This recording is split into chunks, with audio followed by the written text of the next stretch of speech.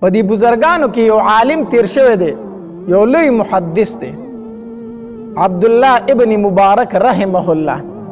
دا لوی محدث لوی فقیه تیر شوی دی. ته د پلار مبارک دا د یو گورنر سره په باغ کې نوکر و باغبان و، د هغه باغ به یې ساتو دله. یو ورځ د دې گورنر میلمانه رالو، ده ورته وی ځئ چې لاړ شو زما باغ دی، هلته به ډوډۍ مو خورو، میوې به مو خورو، زما باغ به وینو، چکر به وګلګو. دا عربو اوس هم دا عادت دی، ځان له په دې باغونو کې او په دې ساراونو کې ځایونه رخ کړي، څوک ورته استراحه وایي، څوک ورته څوک وایي، څوک ورته څه وایي، دا نومونه یې ورته رخ کړي. بهرحال ځان له ځي هغې ته چې میلمانه راشي ځان له پکې ټیم تېروي. نو د دې ګورنر هم باغ و، دې میلمنو ته وایي ځئ چې لاړ شو دې باغ ته، هلته به ډوډۍ وخورو او په دې باغ کې به وګرځو. هغې ورته وایي ټیک ده. دا میلمانه چې کله د دې باغ ته به وستل په لاره ورته لګیا دی، یاره زما باغ دی او ډېره ښایسته خوږه میوه کوي، ډېر ښکلي انارونه کوي، هغې نه به انارونه وخورو. خو د ټول نه لویه خبره ده که نه چې په باغ کې را سره کم نوکر دی باغبان دی، هغه ډېر ایمانداره سړی دی، ډېر ایمانداره نوکر را باندې پېښ شوی دی، ډېر ایمانداره مزدور را باندې پېښ شوی، ډېر ښه سړی دی. دا صفتونه ورله کوي. لاړو بهرحال باغ ته چې ورسېدل، ډوډۍ تیاره شوه، ډوډۍ وخوړله. چې ډوډۍ وخوړله نو دې باغبان ته وایي مبارک ته، وایي مبارکه د انارو لږې ښکلې دانې راوشو کوه چې دا میلمانه یې وخوري، په دې ډوډۍ پسې دا میوه وخوري، انار ترې راوړه تازه تازه. هغه ورته وایي ټیک ده. دی لاړ په باغ کې ګرځېده ګرځېده، یو ښایسته دانې پکې وکتله، راوشو کوله راوړه. چې دلته کې ګورنر هغه دانه ماته کړله او میلمنو ته یې ورکړه چې هغې وڅکله، تروه وه، تروه وه. دی خو ملامته شو، اوس ته میلمه ته خرابه میوه کېدې که نه، خو سړی ملامته شي که نه. دی ملامته شو، مړه دارې څنګه انار راوړې، دا خو تریو دی، ښکلی انار ترې راوړه. ده ورته وایي ټیک ده صحیح ده. ګرځېده ګرځېده په باغ کې بله یو ښایسته دانې راوشو کوله راوړله. چې راوړله هغه یې ماته کړه، چې هغه یې خولې ته ور واچوله، هغه هم تروه ده. اوس ګورنر ملامت هم شو، غوسه هم شو چې د ده خو ما دوی ته په لاره ډېر صفتونه کول چې دا ډېر ایمانداره سړی دی او ډېر داسې سړی دی، او هغه چې موږ له میوه راوړي نو خرابه یې راوړي. نو هغه ورته ویې زه درته وایم چې ښکلې میوه راوشو کوه، ته چې راوړې نو ترې راوړې، بله دانه راوشو کوه. چې بله دانه یې راوړه چې هغه یې ماته کړه، هغه هم تروه وه، هغه هم تروه وه. بس د ګورنر پاره وختله، صحیح شو، ځکه چې ملامته شو چې دا د عزت جنازه خو دې راله میلمنو د خو دې په شرمونو وشرمولم، بې عزته دې کړمه، ما ستا څومره صفتونه کړي. غصه شو ورته، وی په ټوله لار مې د خپلو میلمنو ته ستا صفتونه کولو، او زه خبر نه وم چې ته د 2 پیسو سړی هم نه یې. ته ماله انار راوړې او هغه تریو راوړې، ستا په باغ کې دومره موده وشوله او تا ته دا پته هم نه ده لګېدلې چې خوږه دانه کمه او دا تروه دانه کمه ده، د کم بوټي میوې خوږې دي او د کم بوټي پکې تروې دي. تا په دې باغ کې دومره موده کار وکړو، تا ته پکې لا دا پته نه ده لګېدلې چې زما میلمه راځي چې تا ته پکې د بوټي پته چې د دې بوټي دانې خوږې دي چې هغوی له هغه راشوکئ، تا ته دا پته هم نه ده لګېدلې. مبارک ورته وویل وی حضرت زه تا د باغ نوکر مقرر کړم، خو د بوټو د سنبالولو دپاره زه نوکر یمه، زه بوټي سنبالومه، د بوټو خاختراشي کومه، د بوټو ویښونه برابرومه، بوټو ته اوبه ورکومه، ټوله ورځ په دې بوټو خصمانه کوم، په دې باندې ګرځمه. زه د دې نوکر یمه، زه د دې نوکر نه یم چې زه د بوټو نه دانې راشو کوم او خورم چې کومه خوږه ده او کومه تروه ده. وی ولې تا د دې بوټو نه سکه نه ده کړې؟ وی نه، ما ته یو اوسه پورې د دې نه ما دانه هم نه ده راشو کولی، ما د دې نه دانه سکلې نه ده، نو ما ته به څه پته لګي چې کوم بوټی خوږ دی او کوم تریو دی. ما د بوټو خصمانه کړې ده، زه د دې نوکر یم او د دانو مالک. الله دې داسې ایمانداري په مونږ کې پیدا کړي. نن سبا ته په خپل باغ باندې نوکر ولګوه که نه، وایي لکه د مالټو دا باغ راله ساته، ستا کره به کور دومره کریټونه نه چې څومره به د هغه کره په کور کې پراته وي. هغه خو پرېږده د هغه چې څومره خپل خپلوان دی، هر یو ته تروړه لېږلي چې زه د مالټو په باغ کې نوکر یم، دا تروړه مې دې تا له درولېږله. داسې ده که داسې نه ده؟ ته په باغ باندې نوکر مقرر کړه که نه، یا خپل کار روزګار له چې ته یو نوکر ونیسه، نو تاله به تې دومره نه راوړي چې څومره ته هغه ځان له کور ته چلی. دا ایمانداري نه ده ښه، ایمانداري دا ده. بهرحال عبدالله دا گورنر خو پوه شو چې دا سړی دومره ایماندار سړی دی نو دا خو د باغ د نوکرۍ نه دی، دا دومره ایماندار سړی دی نو په ده باندې به زه باغونه ساتم، دا خو چېرته ځان له راوسته غواړي، دا خو ډېر د کار سړی دی. وینا یې ورته وکړه وایي د نن نه بعد ته په باغ کې نوکري مه کوه، د باغ نه مې ته کټ کړه دی. مبارک ویرېدو چې یاره ګوره چې ګورنر رانه خفه شو د نوکرۍ نه یې ویستله مکو، د نوکرۍ نه یې کټ کړه مکو. وی نه که نه ته به په باغ کې نوکري نه کوي، ته به زما بنګلې ته راشي هلته به زما سره نوکري کوي، ته به زما سره زما په دیره کې ناست ته خو ډېر امانتدار سړی یې، ته هلته راځه. بهرحال مبارک د باغ نه بوستو خپل دیرې ته، هلته به یې د میلمنو خدمت کو. یو ځل دا ګورنر داسې په دې چمن کې ناست دی او خفه ناست دی، سوچونه کوي. دا مبارک وله راغی وی حضرت زه د ډېرو ورځو نه تا اینم چې ته په سوچونو کې خفه ناست دی، څه فکرونو کې کوي، نو صرف دا درته وایم چې یاره تا سره څه فکر دی، څه ټینشن دی، که ما ته ووایې زه پکې څه تاله مشوره در کولی شم. د ډېرو ورځو نه زه تا په سوچونو او فکرونو کې ینم. ای ګورنر ورته مبارک او بالکل زه په یو سوچ کې یم، په یو فکر کې یم. وی څو؟ وی تا ته پته ده چې زما یوه لور د نور اولاد مې نشته دی، صرف یوه لور مې ده، نور مې اولاد نشته ده، که یوه لور الله را کړې ده او هغه پیغله شوې ده. اوس د هغې د رشتو دپاره خلک پیغامونه رالیږي، نو چې څومره مالدار خلک دی او څومره بادشاهان دي ټولو د خپلو شهزادګانو دپاره رشتې رالیږلي دي. یو وی مالی راکه بل وی مالی راکه. نو زما خو دغه یوه لور د په دې سوچ کې ما چې یاره ورکم نو چې وروسته ژوند به بیا څنګه تېرېږي او ډېر شی رشتې دي، نو چې کم شهزاده لی ورکمه، د کم بادشاه زوی لی ورکم، په دې سوچونو کې مار ټیم. ځکه چې دغه یوه لور مې ده او یقینا د لور رشته کول آسان کار نه دی، دا ګران کار دی. ښه هسې نه چې هلته ورته څوک پیغور ورکړي چېرته، هسې نه چې هلته بیا زه کنځلی شم، هلته داسې نه چې بیا زما خاندان کنځلی شي. دا ټولې خبرې مخې ته موجودې که نه، هسې نه چې هلته بیا زما د لور ژوند خرابي، نو نه به خلاصېږي او نه به ژوند تېرېږي. نو دغه یوه لور مې ده او د هغې په رشتې کې بس هر ټیم فکرمن یم. نو ده ورته وایم ما ته اجازه شته چې زه پکې صرف مشوره درکړم، ستاسو د کور خبره ده، خو ما ته اجازه شته زه پکې یو خبره وکړم. هغه ورته وایي مبارکه بالکل ته پکې راته مشوره راکولی شي. وی کو د نبی علیه الصلاة والسلام یو حدیث مبارک باندې د عمل وکړو نو دا مسله ډېره اسانه ده. وی څو؟ وی نبی علیه الصلاة والسلام فرمایي چې دینداره رشته غوره کړه، دینداره رشته. کو زوی دی هم رشته ورته کوي نو دینداره جینۍ ورله ګوره، او که لور ورکوي هم نبی علیه الصلاة والسلام فرمایي چې کوم ځای کې دینداره هلک درته میلاو شو هغه لور ورکه. نو بس نبی علیه السلام معیار ښودلی دی که نه چې دیندار هلک ته ګوره. اوس د کومو شهزادګانو رشتې چې راغلي ته په هغې کې نظر وچلوه چې په هغې کې کوم دینداره دی هغه له دې لور ورکه. که د نبی علیه السلام په دغې حدیث ته عمل وکړه ستا ټینشن به ختم شي. ویره دا خو دې راته ښکلې خبره وکړه، دا خو دې راته ښه خبره وکړه. کور ته لاړو ښځې ته وایي ښځې وایي زمونږ د لور دپاره خو ډېرې رشتې راغلي دي که نه. وی او وی ما مې بار د خپل نوکر سره مشوره وکړه خو هغه ما ته ډېره ښکلې خبره وکړه. وی څو؟ وی هغه راته وی چې په دې رشتو کې چې کومه نیکمله رشته ده، کم هلک نیکملی مال ته مه ګوره، جایداد ته مه ګوره، د پلار بادشاهۍ ته مه ګوره، خو دې هلک ته وګوره چې کوم هلک پکې نیکمله و هغه له لور ورکه. نو زمونږ دپاره خو ډېر شی رشتې راغلي دي، راځئ چې دې رشتو کې وګورو چې کوم هلک نیکمله دی چې هغه له دا رشته ورکو. نو ښځې ورته ویې یاره دا خو له ډېر شی دا خو ډېره ښه مشوره در کړې ده، دا خو ډېره ښکلې مشوره در کړې ده، راځه چې دې رشتو کې وګورو که نه چې کوم هلک پکې نیکمله دی، کوم هلک پکې نیکمله دی. دا ګورنر دې ښځې ته وایي یاره ښځې نیکمل هلک لی ورکو که نه؟ وی او نیکمل هلک لی ورکو چې هلک نیکملی خیر دی.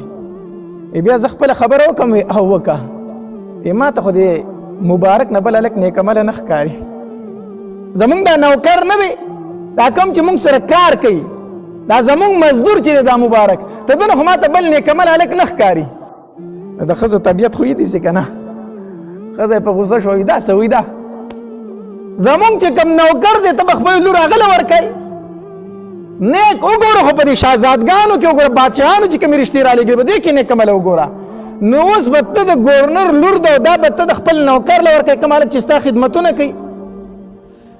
وی دا خو دې راته ووي که نه چې نیک عمل هلک لی ورکو وي دا خو دې راته ووي که نه وی او وی چې نیک عمل لی ورکو نو ما ته د مبارک په شانتې نیک عمل هلک بلو نه ښکاري بس چې تا ووي نیک عمل لی ورکو نو مبارک نیک هلک دی اوس یې زه مال ته نه ګورم اګر چې زما مزدور دی خو زه ولې لورو ورکومه ګورنر زورور و ښه په ښځه باندې څه و زورور و که نه که په ښځه کمزوری وي نو هغې به ته عزت خو یې ورکړه ستا لور ده یوازې ټیک ده خو نه ګورنر زورور و په ښځه باندې وی تا ووي چې نیک عمل لی ورکو نو بس ما ته د خپل مزدور نه بل نیک عمل هلک نه ښکاري خو بس د خپلې لور نه به صرف تپوس کومه لور یې راوغوښته وی بچیا تا ته پته ده ستا په رښتې پسې ډېر خلک راځي او زه یوه فیصله هم نشم کولی چې چاله دې ورکمه خو لورې ما یو فیصله کړې ده ما وایي چې زه به د نیک عمل هلک له ورکوم ځکه نبي علیه صلات وسلام فرمایي چې رشته کوي بچي ته نو نیک عمله رشته وکړه نو ما ته د خپل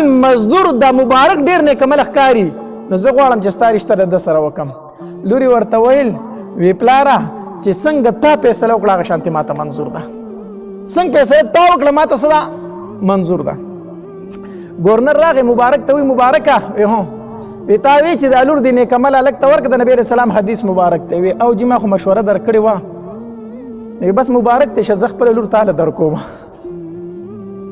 زه لور تاله درکوم حضرت زه ستا مزدور یم ته زما مالک یې ستا لور د ناز او په نعمتونو کې لویه شوې ده هغه به د یو مزدور سره ژوند څنګه کوي زه ستا د لور رشته نشم قبلولی دا زما د ساتنې نه ده وی کوم ما خوشحالول غواړې او زه ستا مالک یم نو زما لور ته به ته غاړه کېدې او زما لور خوشحاله ده په تا باندې خوشحاله ده وی جي کور مې نشته دی کور مې نشته دی دې له به زه ډوډۍ څنګه ورکوم بس کور درته هم زه نیسم او ډوډۍ به هم تاله درځي وی صحیح ده نکاح وشوله او واده هم وشو ځان له سیټ ته کور ونیو وي ستا سره په دې محل کې نه پاتې کېږم ځان له سیټ ته کور ونیو چې کور یې ونیو واده وشو نو دې صرف خپلې ښځې له راغې دومره ورته وویلو وی زه چېرته ځمه او تاله به ډوډۍ رالیږمه خو تاله چې د پلار د کوره کوم ډوډۍ راځي هغه به ته نه خوري پلار ته خو یې پته و چې موږ خپل نوکر له لور ورکړې ده نو د کور نه ورپسې پخلی تلو وی خیر دی دا ډوډۍ د پلار کور کره واپس مه لیږه دلته چېرته غریبانانو له ورکوه هغوی خبروم خو ته به یې نه خورې تاله به ډوډۍ زه رالیږم وی صحیح ده او مبارک ووتو د ښځې سره لا یو ځای شوی نه دی ښه څنګه چې واده وشو د کوره ووتو وی ډوډۍ به زه رالیږم هغه به خوري د پلار د کوره چې تاله کومه ډوډۍ راځي هغې له به خوله نه ورړي هغه غریبانانو ته ورکوه وی ټیک ده دی ووتو بارې مزدوري شروع کړه مزدوري به یې کوله او روزانه به یې کور ته ښځې له ډوډۍ رالیږله وی زما ښځی زما خبره به منې کو زه تاله وچه رالیږم کو لمده رالیږم هغه ډوډۍ به خوري خو د پلار د کور ډوډۍ به نه خوري بس ښځې هم تپوس نه کو خو د خاوند حکم دی جو نیک عمله جینۍ وه هغه شانتې کول 40 ورځې پس مبارک کور ته راغی ښه د واده نه 40 ورځې پس نو چې 40 ورځې پس راغی نو دا ښځه په جړا شوه مبارکه چې خوښه دې نه هم نو څه له دې کولمه زه خو تا لیدلی وما ستا په مخ کې باندې رالوی شوما زما پلار چې تاله درکولم نو ته خو مجبوره نه وې که نه تا به ورته ویلي چې زه یې نه کومه نو زه دې راوستې ما په خوشي کور کې دې کېنولې ما زما د واده شپه دې ما سره هم د تېره کړې زما د کوره وتېږي نو ولې ما له دا تکلیفونه راکوي ولې ما له دا مصیبتونه راکوي چې ما سره کېنې نه عبدالله ابن مبارک د سترګو نه اوښکې روانې د مبارک صاحب د سترګو نه اوښکې روانې شوې وی ښه مې خوښوي ما لیدلې او کتلې یې ډېره زیاته مې زړه ته نږدې یې ښه نو چې زړه ته دې نږدې وم نو تلی رانولې یې وی تلی درنه زه کومه چې ما ته پته ده ستا پلار ډېر نیک عمله انسان دی ډېر نیک انسان دی خو بیا هم د دې علاقې ګورنر پاتې شوی دی نو د ده په دې رزق کې به دومره چېرته د غریبانانو حق وي د ده په دې روزۍ کې به دومره چېرته د غریبانانو حصه وي هغه به حرامه وي نو ما وی که د هغه ډوډۍ ته خوري نو ستا دا ګېډه او ستا دا وینه د هغې حرامونه نه بچ کېږي نو ما ووی چې هغه ډوډۍ به ته نه خوري 40 ورځې به زما د حلاله روزي زما د حلاله ډوډۍ خوري چې زه په خپلو لاسونو وګټم چې کومه حرامه ډوډۍ ستا په ګېډه کې چې هغه درنه وځي ما تاله 40 ورځې د خپلو لاسو ډوډۍ راولېږله او تا وخوړله اوس دې خواله رالمه اوس به ما ته خپل شب زفاف منو کو د واده شپه به منو کو کیدای شي الله تبارک وتعالی د دې حلال روزې په برکت سره موږ له چرته ښایسته نیکمل اولاد راکړي. د دې نه بعد تا سره میلاوېږم که مخکې در سره میلاو شوی وي نو ستا په جسم کې حرام و حرام نو بیا زما بچی نیکمله نشو جوړېدی. اوس د حلال روزي وخوړله اوس به در سره میلاو شم کیدای شي الله تبارک وتعالی لره نیکمله بچی راکړي. بهرحال هغه کم تعلق چې هغه قایم شو او الله تبارک وتعالی ورله د هغې نه یو بچی ورکو عبدالله نوم یې ورله کېښودو. حدیث مبارک کې راځي الله تبارک وتعالی ته په نومونو کې خوښ نوم چې دی عبدالله دی او عبدالرحمن دی. کوم نوم دی؟ عبدالله عبدالرحمن. دا ښایسته نوم دی.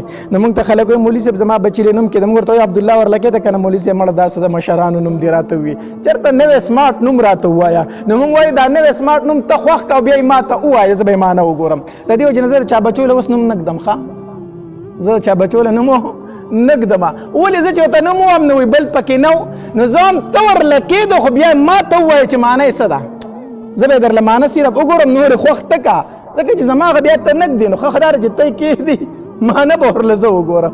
ټیک ده که ټیک نه ده. یو په دې ګوګلو باندې د نومونو معنی مه ګورئ ښه صحیح شو په دغې باندې د نومونو معنی مه ګورئ. دغه ګورې هغه ځان له حساب هغه چې کوم معنی کوي نو هغه معنی د عربۍ سره هېڅ تعلق نه ساتي. هلته معنی مه ګورئ د عالم نه تپوس کوئ. بهرحال نو عبدالله نوم یې ورله کېښودو. د رالویدو د پلار سره یې غم او د مور سره یې غم چې بچی رانه لوپر نشي خو بهرحال د معاشري اثر داسې و چې عبدالله ډېر په ناروا وسر شو. د کلي چې کوم لوپر هلکانو د هغوی سره یو ځای شو حتی در دې پورې چې دې حالت ته ورسېد چې د عبدالله نه شرابي جوړ شو. د عبدالله بن مبارک نه څه جوړ شو؟ شرابي جوړ شو. پلار به هر ټیم جړل چې الله ما د دې بچي دپاره څومره تکلیفونه برداشت کړي چې زما بچی نیکمله شي. الله هغه خو شرابي وختو. مور به پسې په ساراونو کې په چغو چغو جړل او شاته ورپسې ګرځېدله او روانه به پسې وه. بچی ستا دپاره پلار ډېرې قربانۍ ورکړي دي. بچی ستا پلار څلوېښت ورځې پس زما خواله راغلی هو چې الله ما له نیکمله بچی راکړي ستا د لاسه خو ما د واده شپه نه ولیدلې. څلوېښت ورځې پس زما له راغلی و د هغه سره دومره فکر و بچی تا نه شرابي جوړ شو کور ته راځه چغې به یې پسې والي جړا به یې کوله خو په عبدالله باندې اثر نه کو په هغه باندې اثر نه کو. یو ورځې اوده دی او خوب اینی په خوب کې اینی چې په ونه باندې یو مرغۍ ناسته ده او هغه مرغۍ دا آیت په تیزه تیزه باندې وایي. دی اوس خوب اینی هغه آیت څه دی؟ الم یأنن الذین آمنوا ان تخشع قلوبهم لذکر الله. ای د الله بندګانو په تاسو باندې اوس هم هغه وخت نه دی راغلی چې د الله ذکر ته ستاسو زړه نرم شي. دا به په تاسو باندې کله راځي چې تاسو الله ته غاړه کېدئ. تر کومې پورې به تاسو د الله نه غافله ګرځئ؟ تر کومې پورې به تاسو الله جګړې باندې ګرځئ؟ تر کومې پورې به تاسو د الله دښمنۍ ته مټې والي؟ هغه وخت په تاسو نه دی راغلی چې زړونه خو نرم شي. دی چې راپاڅېدو داسې ورپېدو ویرېد د شرابو په نشه کې و چېرې دا خو الله ماته وایي دا خو الله ماته وایي چې عبدالله په تاله دا وخت نه دی راغلی الله نه به کله هېرېږي. کور ته راغی پلار ته وایي پلاره زړه مې غواړي چې تجارت وکړم تجارت له زما له لږې پیسې پکار دي. پلار یې ورته وایي بچیا ما خو وایي چې تا نه به د نبي علیه صلات وسلام د احادیثو لوی عالم جوړ شي خو ځه چې د احادیثو عالم در نه جوړ نه شو تجارت وکړه کم از کم دا شراب خو به پرېږدي د لوپرو ملګرو نه خو به لرې شي پیسې وله ورکړې دا واله او زه تجارت له لاړ شم. تجارت له ووت دی لاړ ډېره موده تېره شوله پلار به م ګرځېدو چې یاره زه بچی مې ورک شوی دی ځکه به پیدل سفرې وي. کلونه تېر شو دی کور ته رانغې د پلار یم تمه کتې شوي وه چې زه بچی مې چېرته لوپر او د تجارت په بانه وتی دی کور چېرته تللی دی چېرته یا به مړي د شرابو په نشه کې یا به ژوندی خو چېرته به ګرځي. ډېر وخت تېر شو په دې کې کور ته اواز راغی وی عبدالله ابن مبارک د تجارت نه روان دی او ډېر اوښان د سامان ډک کړي او راغی. پلار یې ورله په منډه بار ته ووتو چې ورغې ورغاړې وتو وی بابا تجارت مې کړی دی. وی څومره؟ وی دا څومره اوښان چې دي او دا سامانونه پینې دا ټول د تجارت سامان دی. پلار یې ډېر خوشحاله شو چې زوی خو مې ډېر مال راوړه ډېر ګټه یې راوړه زه خیر دی چې عالم تی جوړ نه شو نو دوره شو چې د شرابیانو نه خلاص شو. اوښان یې کور ته رادن نه کړو چې اوښان یې کېنول که نه او پلار د اوښانو نه ترپالونه واړول. نو چې څنګه یې ترپال واړو څه ګوري چې انډي د اوښانو د کتابونو ډک دي او هر کتاب د په خپل لاس باندې لیکلی هغه د نبي علیه السلام احادیث مبارکه دي. دا ټول اوښان د احادیثو د کتابونو نه ډک دي او دا هغه احادیث دي چې د په خپل لاس باندې لیکلي دي. پلار یې حیران شو بچیا او بابا چې ما وي زه تجارت لازم هغه دا تجارت دی زه تللی وما چې څومره جون وروسته ما د نبي علیه السلام احادیث مبارکه زده کړي دي. زه ګرځېدلی ما سفرې کړي دي او دا ټول احادیث ما په خپلو ګوتو باندې لیکلي دي. الله د پلار هغه ارمان یې څه شو پوره شو عالم ته جوړ شو. څه ورځې تېرې شي پلار یې ورته وایي مبارک وی عبدالله په دې تجارت کې خو به دې څه کمې نه وي او بابا لږ کمې پکې نور هم شته نورې پیسې وله ورکړه وی لاړ شو نور علم حاصل کا نور علم حاصل کا. الله دې داسې عالم جوړ کو که نه چې په بخاري شریف کولو کې نو د عبدالله ابن مبارک نه احادیث مبارکه نقل دي چې احادیث بیانوي نو د عبدالله ابن مبارک صاحب نوم پکې راځي. داسې د لوی مرتبه عالم او محدث تی نه جوړ شو.